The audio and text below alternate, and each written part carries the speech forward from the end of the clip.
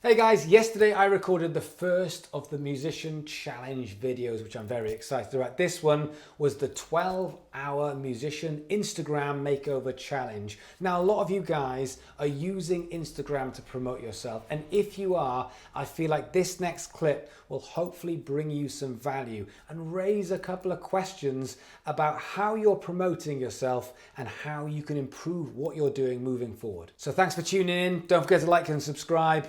Roll VT. So with your Instagram, we want to sort out a bunch of stuff with the Instagram for what we can do now, but also there's the going forward. And one thing I think we need to look at is the choices of songs. Yeah. So if I go onto your Instagram account, you do lots of playing videos. Absolutely the right thing to do. It really shows off your playing, and I think it works really, really well.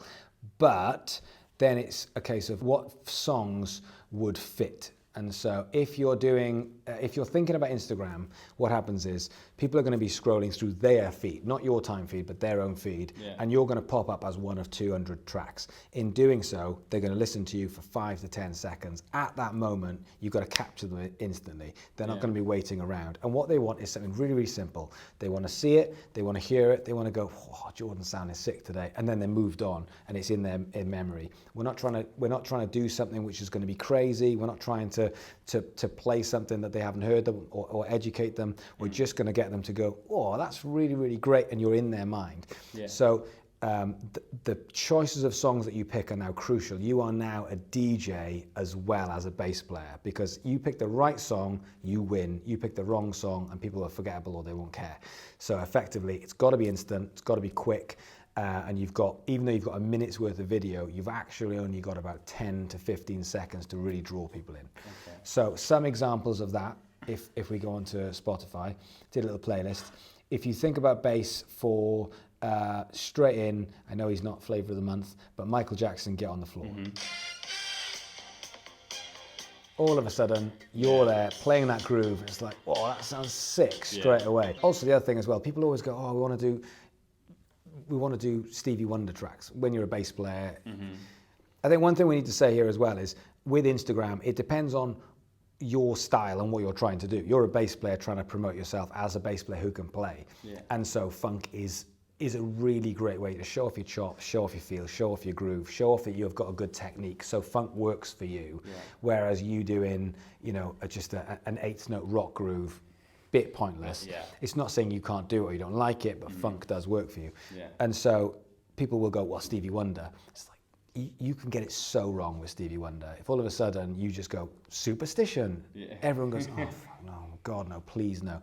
Whereas if you pick something like I Was Made to Love Her, which is very old school, James Jamerson bass line, soon as it kicks in, the bass line is so prominent and it's so technical. It's such a great groove, but also it's a really great pick. As soon as you're playing it, people are like, oh, bopping the head along with the track as well as with your bass playing. Then you've got to try and think of that, but what's going to be the modern day equivalent? If someone's going to hire you, it's not just because you like old school stuff, it's also because you like new stuff. Another one is, I know he's not live bass, but if you can get into Charlie Puth Attention, as soon as that bass kicks in, it's such a groove, it's a killer groove. And it doesn't have to be along with the track, although it can be, but you could program some drums and you could literally just play that groove and people are going to go, oh, that sounds really, really good.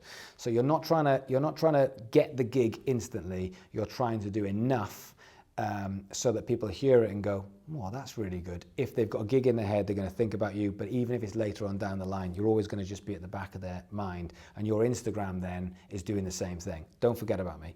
By the way, I'm still here, and every time they see you play, they go, oh, I tell you what though, he can play, and they're just reminded again and again and again, so it's a constant reminder. Okay. So you are now a DJ as well as a bass player. Yeah. Every song that you choose, you're thinking, how is this going to fit in amongst 200 scrolls? Scroll, scroll, scroll. You pop up, at which point they look at you and go, oh, that's cool. Then they're gone. But they've taken it in and they're away, but they're not scrolling over the top of it.